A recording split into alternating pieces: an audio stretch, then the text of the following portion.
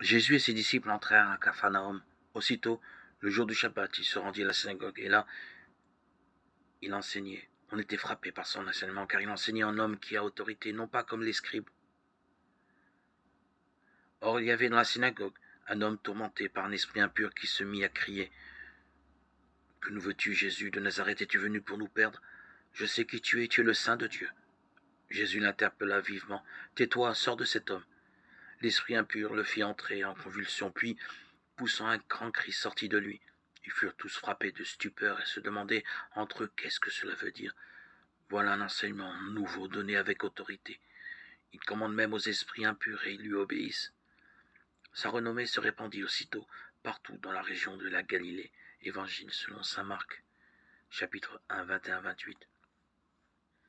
Le jour consacré à Dieu, dans le lieu où l'on se réunit pour écouter sa parole et le prier ensemble, se lève une parole autre, concurrente, qui prétend se mettre au centre de l'attention de tous et occuper la place et le temps réservé à Dieu, parce qu'elle occupe déjà le sanctuaire privilégié de Dieu, le cœur d'un homme.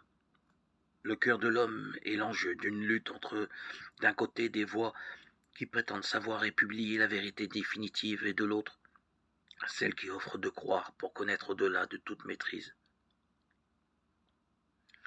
Établir les conditions pour que la foi puisse être accueillie, reconnue et choisie demande de faire taire toute autre voix. Le ministère de Jésus va éclairer cet enjeu dans une variété de situations. En donnant sa vie jusque sur la croix, il atteste de l'échec de la haine, de la violence et du péché, à régir le monde et à condamner les hommes au désespoir. Christ ressuscité, viens toi-même à travers les portes fermées de mon cœur, chasser les voix discordantes, des peurs, du mépris, des jalousies, de la haine, des rêves, des humiliations, des fautes qui occupent mon cœur et prétendent être ma vérité ultime, et détourne de toi mon attention et mes forces. Ô Seigneur, sois mon silence, ma liberté intérieure. Ouvre mon esprit et mon cœur à ta parole et à ton attente.